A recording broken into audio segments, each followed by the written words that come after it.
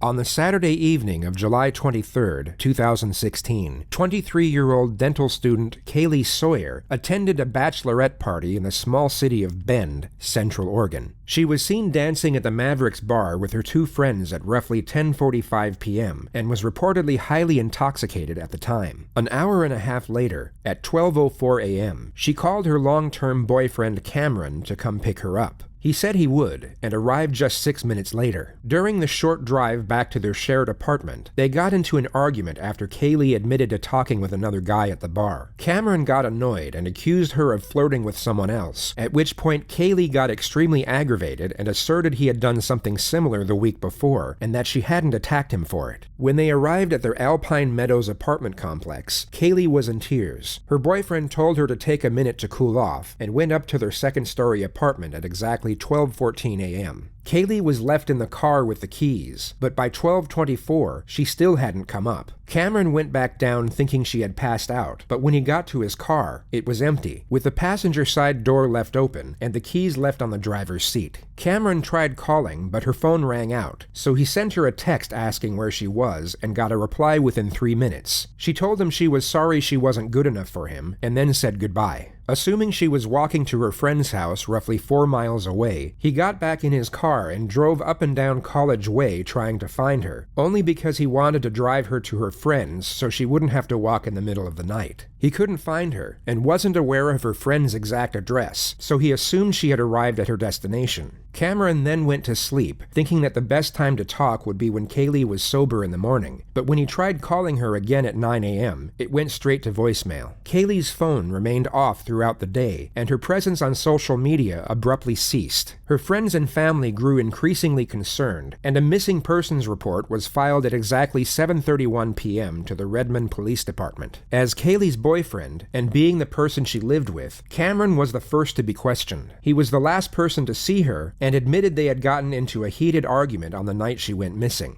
In most circumstances, this would make someone the prime suspect and the central focus of an investigation, yet the Redmond police would later testify that they were confident he was innocent. He was forthright with us the entire time. He allowed us to look at his computer, allowed us to look at his phone, allowed us to look in the car, allowed us to go through the apartment. He was so cooperative from the get-go. We've had suspects, boyfriends, husbands, spouses, that have done these similar things that also act obviously cooperative to try to steer us off them. So we weren't ignoring him, but it's hard to put into words. You do this long enough, and sometimes you can just tell when almost like the fear or the sadness isn't genuine, you know? And here you could see, like, he truly had no idea where she was. Investigators then switched their focus. They wanted to find the identity of the man Kaylee was talking to in the bar the night before. So the next step was to check surveillance and interview each of Kaylee's friends that were out with her that night. However, none of this was carried out, as the very next morning the first lead would emerge. Police officer Isabel Ponce Lara arrived at the Redmond Police Department, stating she had information about the missing girl, and that it involved her own husband. He's like, I kill a woman, that's what he said. I'm like, what do you mean? Then he's like, I hit her with the car. And what did you say to that? So I'm like, what do you mean? What do you mean you hit her? And he's like, yeah, I hit her and I panic. So then I asked him, like, that's what I was trying for him to explain to me. So you hit her with the car, that's an accident. Yeah. Why? What do you mean you panic? What do you mean? And what did he say? He just kept saying I panic, and at that point he's already, like, he got up and he's already, like, going into the room and walking back and forth. And I'm not really quite understanding what he's telling me. And then he just kept saying, I need to go. And then right before he left, he's like, there's her stuff in the shed. It wasn't making any sense to me.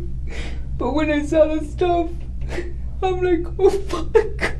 Her husband was 31-year-old Edwin Lara, a campus security guard at Central Oregon Community College. He drove a work-issued public safety vehicle, which, much like a police car, had a partition divider that separated the front and back seats, and the back doors were unable to be opened from the inside. It was just 30 hours after the missing persons investigation was launched, and police now had their prime suspect. All they knew was that he told his wife he had accidentally killed the victim, stole her firearm before fleeing, and was now unreachable, with his whereabouts unknown. The Redmond police then checked the shed that was mentioned in his wife's statement and made a gruesome discovery. Inside a trash bag was Kaylee's purse, clumps of blonde hair, and a large rock that was covered in blood. The evidence disputed the fact that Kaylee had been hit with a car. Police came to the assumption that the rock was most likely a murder weapon, and the clumps of blonde hair had been ripped out of Kaylee's head as she was subdued, and most likely raped. The Redmond police then switched Kaylee's case from a missing person to a homicide, and her family were made aware that in all likelihood, their daughter was no longer alive. That same evening, at exactly 8:45 p.m., 19-year-old Andrea May walked out to her car after working a double shift at a clothing store in Salem, 2 hours north of where Kaylee went missing. She took a quick selfie on Snapchat and was scrolling through her Facebook newsfeed when all of a sudden a stranger, armed with a gun and wearing a bulletproof vest, opened the passenger side door and got in. He pointed the weapon at her and told her to start driving. Out of fear of her life, she obeyed. He then told her to drive to California, which was a 10-hour journey, but made her pull over after just 1 hour so they could switch seats and he took over the driving.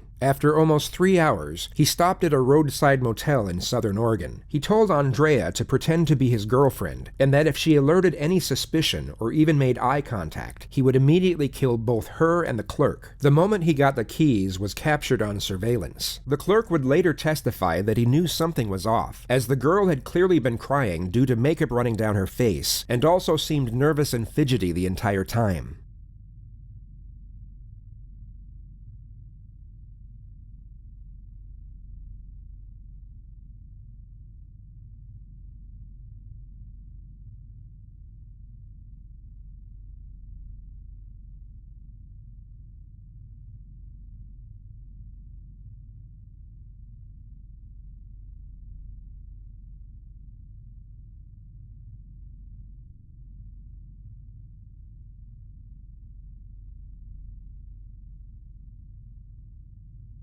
Once inside the motel room, Edwin handcuffed Andrea to the bed and demanded that she took sleeping pills. She initially refused, at which point Edwin pulled out a syringe and said she could either take them willingly or forcefully. She then swallowed 3 tablets of unknown strength, but was smart enough to warn him that she had an STD, and passed out soon after. They left the motel early the next morning before daylight and continued on to Northern California. By the time they got to Wairika, Edwin noticed the car was leaking oil, so he pulled over at another motel for the purpose of stealing a new vehicle. Andrea pleaded with him to leave her behind, but Edwin told her she had to come with him, and that if she ran, he wouldn't hesitate to shoot her in the back. They walked up to a middle-aged man unloading his car. Edwin pulled out the gun and demanded the keys, but the man refused and yelled out for help instead, at which point he was shot in the stomach. Edwin then grabbed Andrea's arm and ran from the motel toward the gas station next door. They got to a car carrying a family of 3 people, including an elderly woman. Edwin forced Andrea to get in the back seat as he got in the passenger seat, then held the driver at gunpoint as he made him drive away from the scene. He let the family out 15 minutes later, but forced Andrea into the front seat, despite her continuous pleas to let her go. Moments later, he recorded a video on her phone, detailing who he was and what he had done. He then made her post it to her Facebook page and title it "Murderer on the Loose." Edwin then called his wife and his family, all of whom told him to turn himself in. He then called 911 at exactly 6:52 a.m. 911 emergency reporting.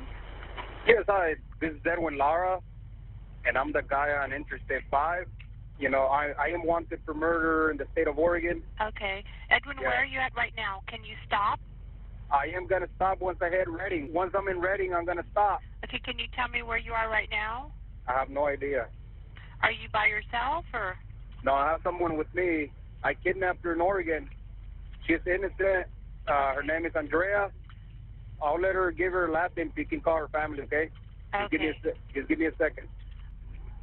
Hello? Yeah, hi. What's your name? Andrea? Are you hurt at all, Andrea? No. No? Okay. Let me talk to Edwin again. Okay. Hello? Yeah, Edwin, you're heading southbound on 5? Yeah, I'm heading southbound on 5. I'm passing a state trooper, a highway patrol right now. You're what, sir? I'm passing a highway patrol. Are you able Yes. to safely find somewhere to stop? I'm not gonna stop right here. I'm just gonna turn myself in Corning. Okay. Are you going to Corning Police, or where are you going? Yeah, I'm going to Corning Police. But I want to ask you a favor. Uh-huh. So I have asthma. You have asthma? Okay. Yeah, so you tell them not to be too rough on me because, you know, I can barely breathe right now. All right, so that's all I wanted to say. Do you know, need I don't any want. kind of medical, or? Yeah, well, I think so. I'm gonna need my inhaler. I forgot my inhaler at home. You know, I went all over Salem, Oregon, looking for an inhaler, but I guess they don't sell it, you know, behind the counter or out of counter. So, Edwin, how fast are you going? I'm going about 120 miles an hour. You're going about 120 miles an hour? Yeah. Can you slow down? Well, I want to make it there quick. That way I can turn myself in. Well, the officer sees you. We just don't want you to speed away from anything. If you can stop and just give yourself in, it'll probably be easier. Well, there's an officer behind me right now. Okay, they see you. We're talking to them. They see you. Yeah, she's seeing me. I think it's a she. She's right behind me.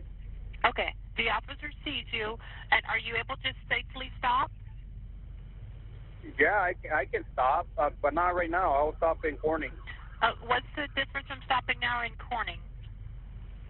I just don't want to stop right here in the middle of the road, you know, putting myself in danger and putting everybody else in danger, more in danger, I guess. Edwin, do you have any weapons with you? Yeah, that's what I was going to say. I do have a gun on me. I am not going to flash the gun, so you tell them not to shoot me. Okay. You know, I don't want to die. Okay, you stick by your word, though. I'll let them know. Yeah, I'm going to let them know. You know, don't hurt Andrea. You know, she's a nice girl. I am wanted for the death of Kaylee Sawyer at Bend, Oregon. Okay. And I am very remorseful for that, and, you know. Okay. I know her. Edwin, are you able to stop? The officers behind you, they don't know if you're running and stuff. I'll slow down for them. Okay, you're going to slow down? Yeah, I'm going to slow down. Okay. You know, I don't want somebody else to get hurt. Good. So are you going to stop? Yeah, maybe. I will stop right now. I'm just, you know, I'm shaking up. I mean, I'm shaking.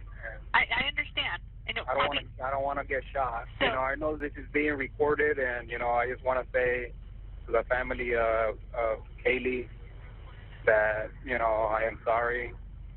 I am sorry for what I did to her, and in time I will tell them where the body is. You know. Do you want to let me know, or just have this recorded where it is? No, I remember. Okay. So, I mean, hopefully the police officer doesn't shoot me. Okay, I'll let you talk to Andrea. Okay, are you going to stop? Yeah, I'm going to stop. Okay, once you stop, make sure they can see your hands at all time, okay? Don't hang up. I'm not. Hello? Yeah, hi, Andrea. Are you Hi. okay? You don't need any medical or anything?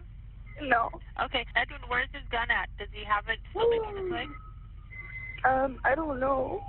Can you see it? He said he had it between his legs. Is he stopping? Yeah. He is stopping? Mm-hmm. Okay, make sure your hands are up too and stuff. I know you're on the phone right now, but just hold your hand up so they can see your hands too. Okay. I'm going to stay on the line with you until the officers get there, okay? And you're going to be okay. Andrea? Mm-hmm. Does he have his hands up? Yeah. He does have his hands up? Okay.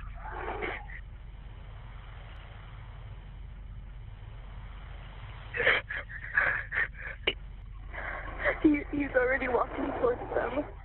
Karen!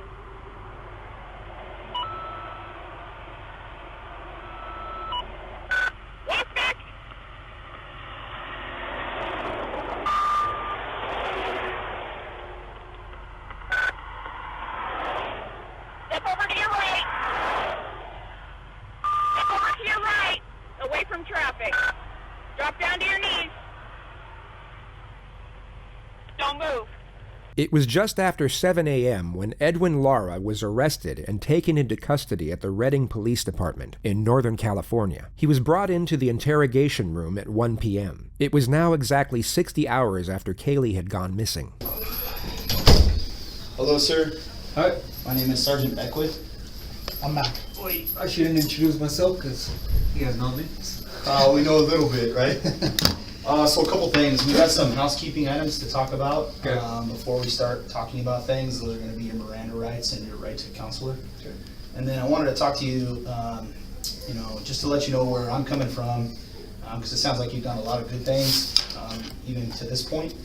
And so we're not really concerned about the NDA at this point. It's going to be about, finding her. Okay. So, but before we do that, do you have any questions for me on the onset before I advise you of some things? Because I'm going to advise you of your Miranda rights and your consular rights, right? Before we start talking about things at all. But as far as questions you have before we get into that, I'm an all my cards on the table kind of guy. Okay, I'm not going to come in here and try to be all tricky or whatever. Detective McLaughlin's the same way. Okay. Well, all I gotta say is that I want to go home. Okay. I'm gonna do everything possible to go home. Yes, sir. And home meaning Oregon? Yes. Okay. Of course. Home, right? Yeah, we're working on that as well. Okay. So that's something we're working on. Do you want us to notify the consular's office at this time? No. Okay. All right. So here's the thing. I just want to get to the nitty gritty. We have not been able to find Kaylee's body. Can you please help me find her body immediately before we start talking about anything else? The reason why I'm asking you that is I've done this a bunch of times. I want to tell you where the body is. Yeah. I do. But I want to get home first. Okay. So here's what I know about this. Hear me out, sir. We can't change what happened, the three of us in this room. And people will care more about what happens right now than what happened before. So we know that you've been talking to some people, et cetera, right? And because we have different jurisdictions, I can assure you that right now the DA's office is working on allowing us to take you back to Oregon, okay? But they're still working on that, okay? So in the meantime, we need to consider some things, okay? If this information gets to other people that you were like, hell yeah, I'm gonna tell you, but only until I get what I want, they might try to think of this about something different than what it is. The suspect has stated his desire to be transferred back to Oregon, where his family is, and will only start talking once this is guaranteed. The detective's response is to induce fear. He starts attacking the suspect's character and alludes to the perceptions of others with regard to his character. This type of approach is typically used at the later stages of an interrogation, as building rapport is most often the main focus this early on. The most common approach at this moment would be for the officer to lie and tell the suspect they will do everything in their power to fulfill the request. However, the most common approach is not always the most effective. Right. And so what I've determined is, and we've looked at this a bunch of times, is I don't think you're a bad guy. The detective now elevates the suspect's character by what's known as reframing. He presents a different way of looking at the situation, which puts the suspect in a more favorable light. This is the perfect approach to take at this moment, yet the detective marginally slips up. He appears to get slightly aggravated once the suspect breaks eye contact and reverts back to a mild display of aggression. Right?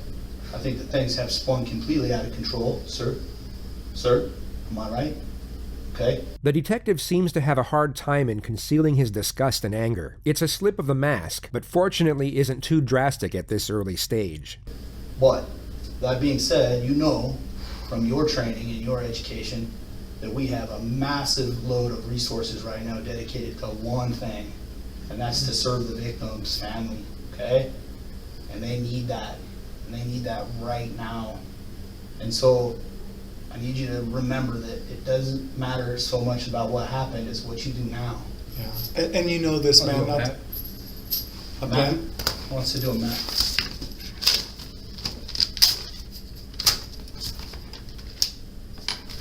So before, can I say the story what happened first? Yeah, as you're drawing, please, or whatever you'd like to do, sir.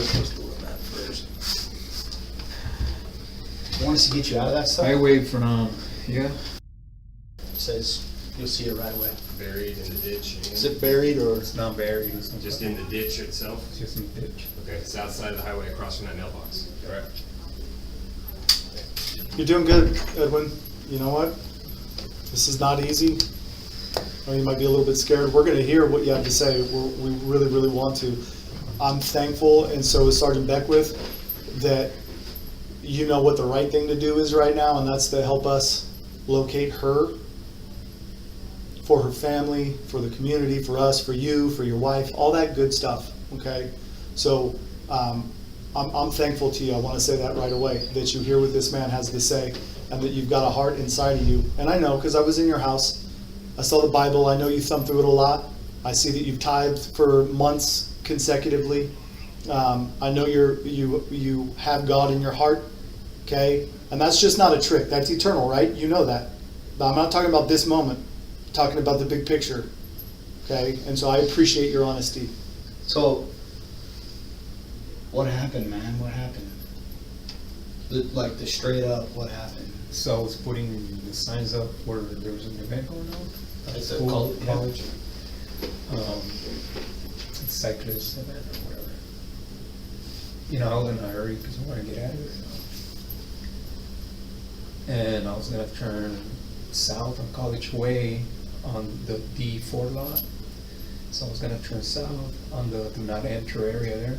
It's worth noting that investigators had already come up with their own detailed account of what most likely happened, which was that Edwin offered Kaylee a ride, and that she trusted him because of his occupation and the vehicle he was driving. Once she got in, he drove to a secluded area, raped her, and then murdered her with the rock that was found in his shed. They will entertain his version of events to start with, but then push for further admission once they attain his baseline narrative. And I didn't see her, she was wearing all black. So I was in a hurry, so it was my fault.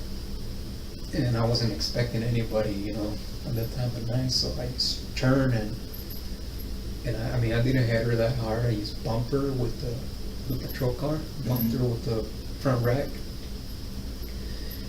And she fell down, and at first I thought, you know, first thing I was, oh, I killed her, you know, but I didn't hit her that hard. So I got off the car, and she was really drunk. And then she looks at me, and then she started screaming. She started screaming, Yeah, or you did? She did.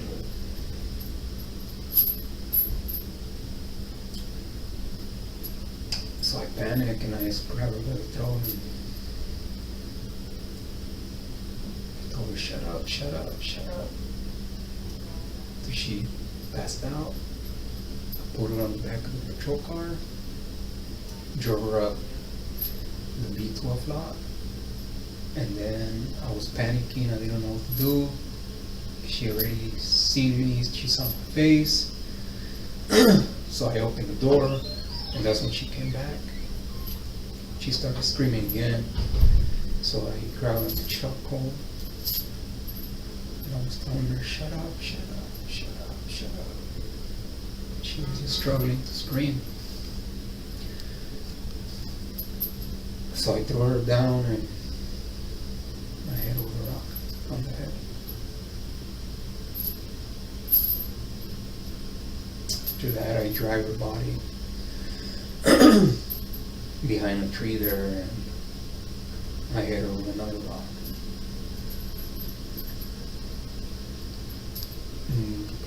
And that's when I think she died because I heard her breathing. Her last breath. He goes on to state that he left her body in the deserted parking lot, goes home to wash his clothes, drives back with his personal car, wraps her body in a plastic sheet, and puts her in the trunk. So what happened next? So I drove her to a ditch by close to my parents' house, and she was kind of heavy, you know, so I just grabbed her and pretty much ripped everything off her, like her clothes. I threw her in the ditch. He goes home, but then returns soon after to move the body to a more secluded location. You know, and at this time I was feeling really bad, you know, because I've never killed anybody, and I feel really bad about her, about the girl.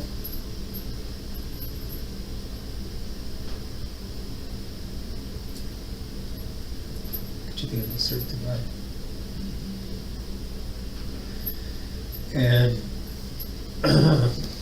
I was feeling really bad about what I went to. Because she's my everything.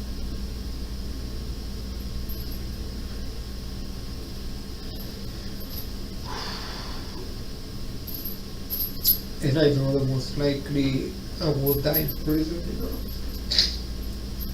And that's gonna be one of the things that I'm gonna take in my heart. Isabel. And the regret of killing this girl. And I know this is being recorded, and apologize to the parents. To the dad, I know the dad has been looking for her non-stop. I apologize. She looked like a really nice girl, and she didn't deserve what I did to her. I woke up with this thing in my heart, like heavy, you know, and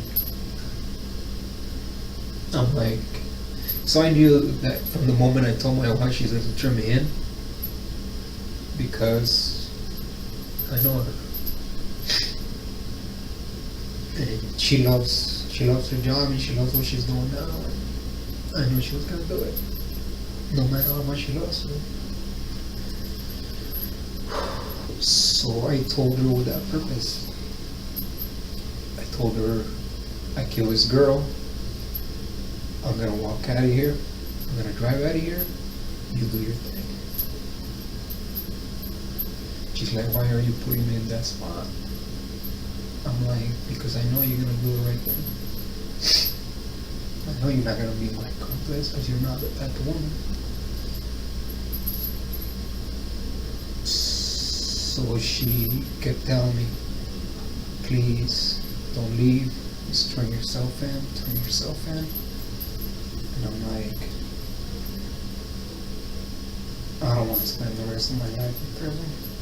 He recounts the events leading up to the morning he left the roadside motel with his abductee, Andrea. I mean, I knew that sooner or later I was going to get caught. And you know, for a fact. You know, and You was trying to buy some time? I was trying to buy some time so I can say bye to my family, I guess. Did you talk to your family after this? Yeah. How'd that go? Not so good. My grandpa told me that I screwed up my life. My mom and dad couldn't believe it.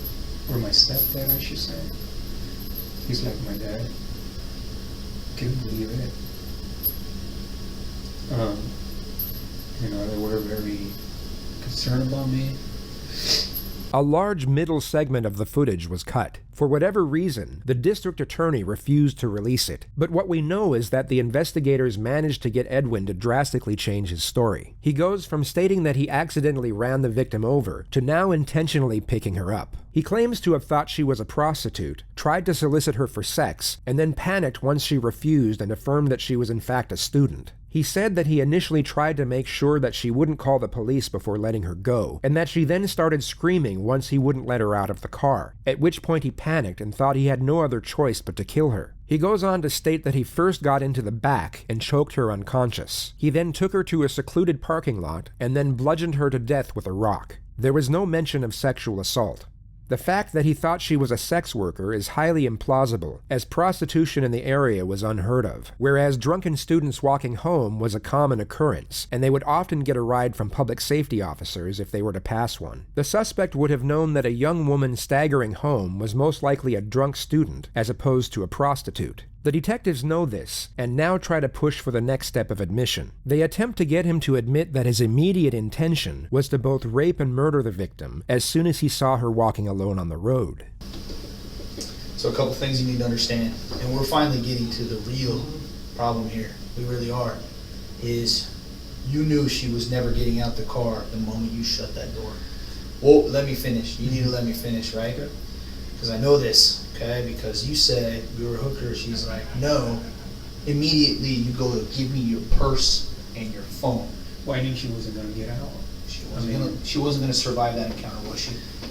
No, it Because was. you can't rape her and let her live, can you? And she can't make a phone call if you have it. I wasn't gonna rape her. Well, you can't let her live. Edwin, we're missing something here, man. Look, yeah, I know what you guys are thinking, and it makes perfect sense. It does. Because Why would you I know ask? where you Why got- would you ask for her purse? What was in your head that made you want her purse? Because Just in case she had a gun, she could defend herself. She was gonna use her phone. to call 911, call for help. So, but listen to this. According to your story, this is where it does not make sense. If your intent isn't already there to do some kind of harm or some kind of evil to her, some friggin' evil that's there, bro. It's there. You just gotta face it down, man. You can't cower away from it. You face that damn thing down right now. If you know the only way, if you don't have intent in her head, your thought is, I gotta keep that phone away from her because she's gonna call for help before anything bad's even happened. You've already made a decision. Am I right or am I wrong? Help me. So, I made the decision at that time to silence her. to kill her. Let's be real. When you say silence her, you mean kill her. Is that correct? Okay. Because When did you make that decision? when she started screaming, because she had seen my face. But you already grabbed her phone. You already kept her away from making a call for help or contacting someone. So you're already preserving yourself. So I'm thinking it's before, when you ask for the purse, I think you already know in your head, I'm going to silence her. I'm going to kill her. Why else would you ask? So, when she gave me her, like she had her phone, because I knew her phone was back there. Like it just clicked on my head, and I put her purse back there. Her phone is in there, you know. So I told her, give me the purse. So she hands over the purse, and I'm like, your phone is not in here. And she goes, yes, it is. So I start digging in the purse with this hand, and I find the phone, and it's there. So, and you know, very relieved. But at this time, she's struggling with the door, and I'm telling her, shut up, shut up, shut up, shut up. You know why you felt relieved when you found that phone? You know why? Tell me why you felt relieved. She wasn't calling her help. And she was never gonna get away. Because she had seen my face already. She was already seen your face. And you already knew what you were gonna do. No. You were gonna silence her. You already told us that. Well, yeah, but Why else would you grab her phone? Because from the moment, that's when I knew that she wasn't a hooker. You know. And she's gonna tell. She's gonna say something. If I let her out of the car, she's gonna go say, hey, you know, security guard raped me or something. Do you have dominion over a woman? Dominion? Mm-hmm. Dominant. Is there anything about her life that means less than yours? No. Okay. But you told us earlier when you were trying to carjack people in Salem, you wanted a woman who was weaker. Weaker woman, because I knew a guy was gonna fight me and I didn't want to kill anybody. Right. So you have dominion. I don't What necessarily. I guess what I'm getting at with that question is that at some point or another, something as minor as an offensive comment, are you a hooker? I mean, honestly, what we've approached there is you possibly losing your job for offending somebody. Okay, people are offended every day. People lose their job for offending people every day. That all of a sudden became more important than the life of a human being that you say is equal. I think This is a very bizarre set of questions, especially considering what the detectives are trying to achieve. They are attempting to get the suspect to confess to first-degree murder with special circumstances, along with rape in the first degree. By attacking his character like this, and alluding to his supposed warped view on women, he will be unlikely to give further admission. It's more likely to get his guard back up and make him focus on preserving what he has left of his reputation. The detectives should instead be downplaying the crimes. They should be reframing his motives as both understandable and uncontrollable, almost as if premeditated rape and murder could be committed by anyone on a bad day. she honestly thought that I was gonna do something. You were, man. And when that's Because- the problem. Right now, you were. You absolutely At first I wasn't. Yes, you were. No, I wasn't. Well, Wait, sir. let me back up. Let's just settle this right now. When you saw that girl and you picked her up, were your intentions to help her because you're a security guard on the campus and people look up to you, was your intent to find some way to help her? Or was your intent to find a way to her, either by paying for sex or taking sex? And when things went south, you knew you had to kill her because now the person she looks to for safety and security wants something from her that she doesn't want to give him. Once again, instead of downplaying the crimes, he lays out the scene in a blunt manner. He makes his disgust at the alleged conduct far too noticeable, when he should be remaining indifferent at minimum. Some investigators would even be able to feign companionship and sympathy at this moment, which would significantly increase the likelihood of further admission. So, when I picked her up, because usually when we help someone, we call her on the radio. Did you call her on the radio? No.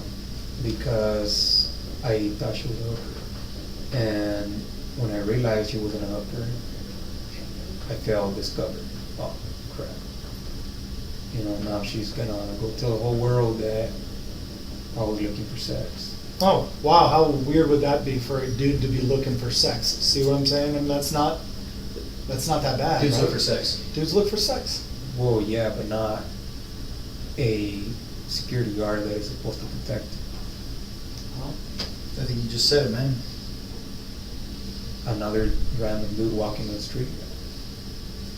So are we lucky in the fact that the first time you can't control your urge to have sex with a beautiful woman, that we catch you? The sound that you heard after the strike of the first rock, before you hit her with the second, is agonal breathing, and you know this. It's the sound of life leaving her body. It's the sound of the life God breathed into her, leaving her, and her life being no more, going away, being done. It's the sound of everyone loving her, mourning. It's the sound of her blood crying out from the friggin' earth. Right? You know this. You need to hear it though. Okay? I respect you enough, Edwin, at this point, that I've asked you for detail, and now I'm going to give you my own. Okay? Those are the cold hard facts. Does God still love you? Will He forgive you? Will He bring you back into His heart? Will He? This is actually quite a good strategy, as the suspect is highly religious, yet the focus should be kept on this element as opposed to the magnitude of the crime, which the detective for some reason continues to incorporate into the dialogue. Questions you have to answer for yourself. But the truth of the matter is that her blood cries out, man. That her life is gone. It will never be replaced. The truth of the fact is this: what you mistook for a hooker was an absolute angel, was the apple of her mom and dad's eye, was the breath that they breathed, that they spent and cultivated all their life raising and growing. And she is gone forever with your semen all over her. Although the detective's approach is somewhat miscalculated, this is a highly revealing moment, as there is no denial whatsoever from the suspect about his semen being on the victim. That's the truth, man. Okay? It's brutal. It's hard to say. It's hard to sit in here. But you gotta face it before you can look your God in the eye and ask for that forgiveness and be able to receive it.